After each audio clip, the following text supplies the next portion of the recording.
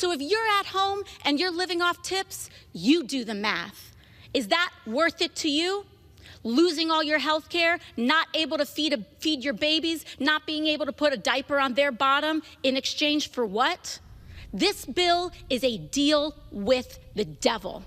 You just heard from Representative Alexandria Ocasio-Cortez there speaking on President Donald Trump's big, beautiful bill.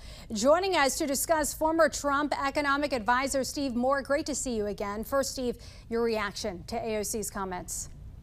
Well, thank you very much for having me. I mean, I think it was outrageous. She must not care that 80% of the people in her district will get a tax cut, and that if we don't pass this bill and we allow the Trump tax cut to expire at the end of the year, that we're facing a $4 trillion tax increase on every small business, every working family in America. I'm confused about why Alexandria Ocasio-Cortez thinks that would be a good thing for American families or businesses. So this is a must-pass bill. I believe it will pass sometime soon, and I think it'll be a big victory for Trump, but it'll be a big victory for the American economy, American businesses and families. And I believe that when it passes, you're going to see a nice stock market rally, because this is very bullish for America.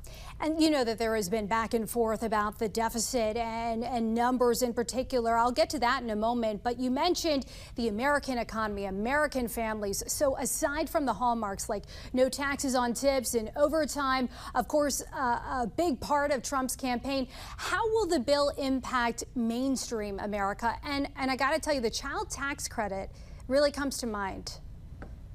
Well, first of all, let's remember that mostly what this bill is just extend existing tax cuts and averts this gigantic tax increase. I want to say that loud and clear, because the polls show that half of Americans don't realize their taxes are going to go way, way up next year if this doesn't happen. And so the average family, we estimate, will save about $2,000 a year directly on their taxes. You're right, families with kids will get an additional $1,000 to $1,500. So that's money they can use to help, raise their kids. Remember, every small business in America gets a 15 to 20% reduction in their tax bill, so they can hire more workers.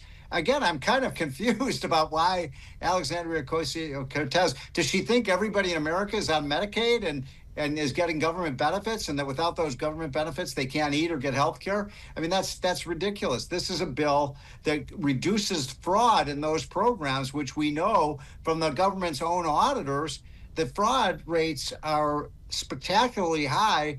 And Medicaid's fraud each year is over $150 billion a year, and nobody's ever done anything about it. Okay, so back to AOC's claim about the no taxes on tips and the limitations that she says that it will call for. I know that you're saying that you don't agree with that. Do you really think that it will have that widespread of an impact given the cap on who this applies to? Well, let me just say that as someone in my first couple of jobs, I worked for tips. I really like this idea. I mean, the great thing about a tip economy is you get paid for your performance. I used to park cars. I used to be a car valet. And and I used to be a caddy. If you did a good job, you'd get a nice tip. And if you didn't do a good job, you'd get stiffed. And so I like that aspect. And these are working class people who are in the tipped economy. So this helps people who are out there working hard, doing a good job. They're going to get a tip, and why not let them have that money tax-free? And Treasury Secretary Scott Bessent has said that this will help working class Americans, and that seems to be consistent with what you're saying. Back to the numbers. The Congressional Budget Office estimated that the Senate version of the bill that was passed on Tuesday could add more than $3 trillion to the U.S. national deficit over 10 years. What do you make of that forecast? Can tax cuts that you mentioned, can they really cancel that out?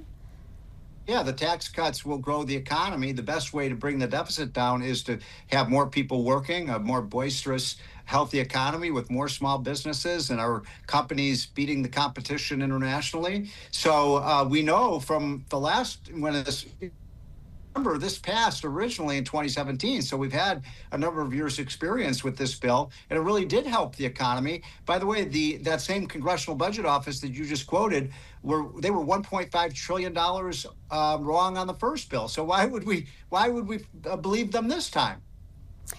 As lawmakers hang, in limbo right now, I do want to mention Senator Tillis over the weekend broke with the GOP and attacked cuts to Medicaid in a fiery speech, which you mentioned. Where do you stand on that and the Medicaid cuts? I believe that we should make sure that people who are eligible for Medicaid get it, and people who are illegal immigrants or people who are scamming the system shouldn't. As I just cited that statistic, these are not my statistics, they're the government's own auditors who say that this program is being ripped off by people who are fraudulently getting the benefits. I'm all for immigrants, but illegal immigrants can't come into the country for free health care. And apparently, Alexandria Ocasio-Cortez wants taxpayers to pay for free health care for illegal immigrants. That doesn't make any sense.